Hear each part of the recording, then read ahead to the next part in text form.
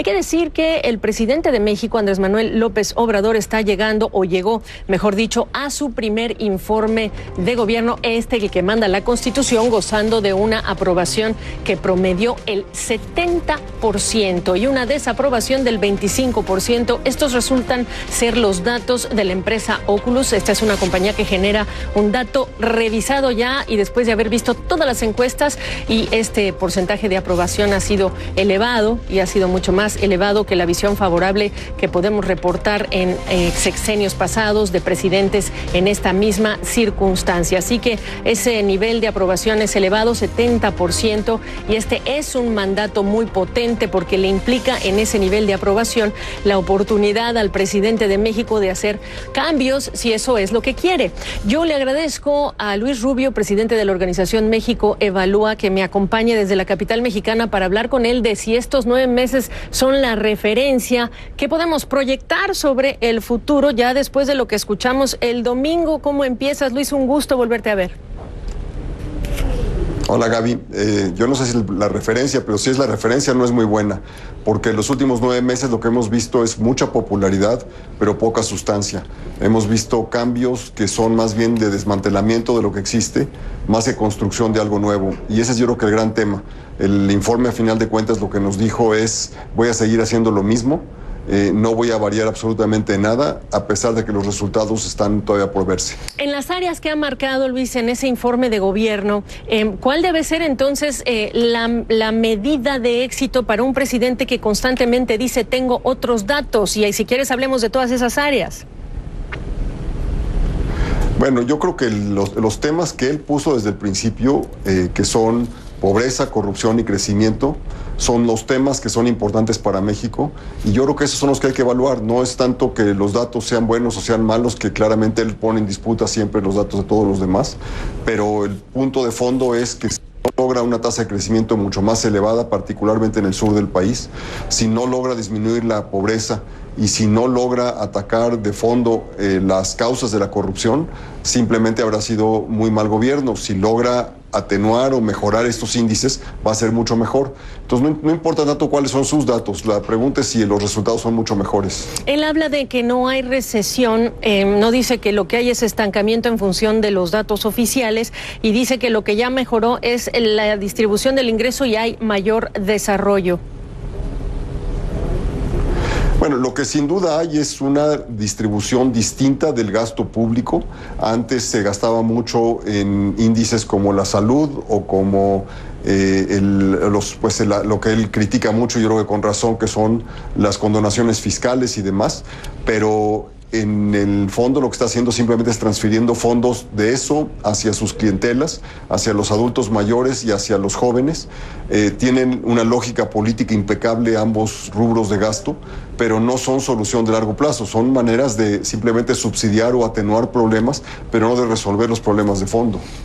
Como en otras economías, los consumidores están siendo, digamos que resistentes o como motor de lo que es el crecimiento, pero él habló en el informe de gobierno también del papel de la IP y los datos de la iniciativa privada, del sector privado, y los datos hasta ahora no están mostrando que acompañan el plan del presidente.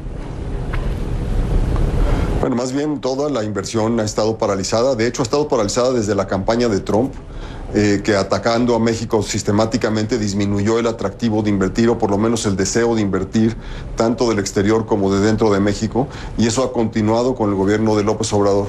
Y el resultado, como tú señalas, es que han caído las importaciones, y eso simplemente indica que va a haber menos maquinaria para producir más el próximo año, y ha caído la inversión neta, sobre todo del sector privado mexicano. La combinación de las dos nos dice que la economía no va a ir para arriba, va a ir en el mejor de los casos a mantenerse donde está y podría irse contrayendo. Mucho depende de qué pase con la economía americana, porque sí, las exportaciones de México son el principal motor de crecimiento de la economía mexicana.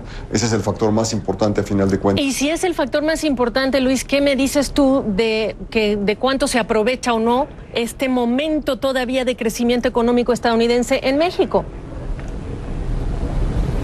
En este momento se aprovecha bien en el sentido en que genera los mejores empleos que tiene México, los mejor pagados, pero no resuelve el problema de distribución, y ese es el problema que México ha tenido por mucho tiempo.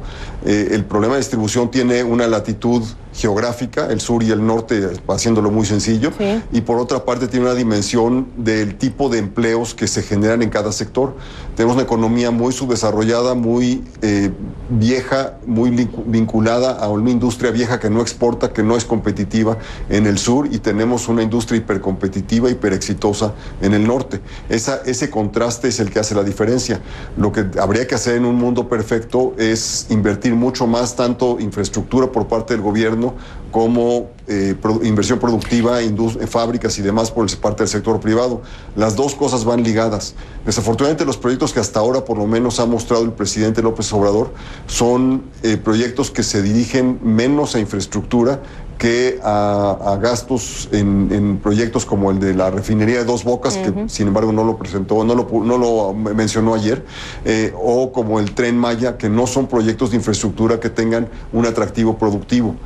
Tendría que haber carreteras, tendría que haber presas, tendría que haber líneas de telefonía, tendría que haber todo lo que genera oportunidades para que el sector privado invierta.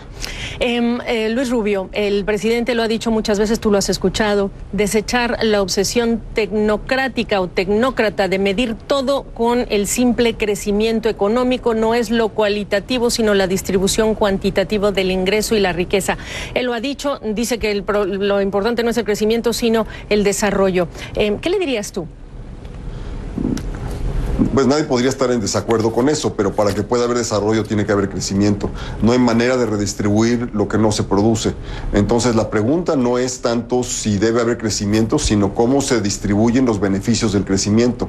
Tenemos que impulsar el crecimiento de una manera dramática para que pueda haber mucho mayor beneficio para la población.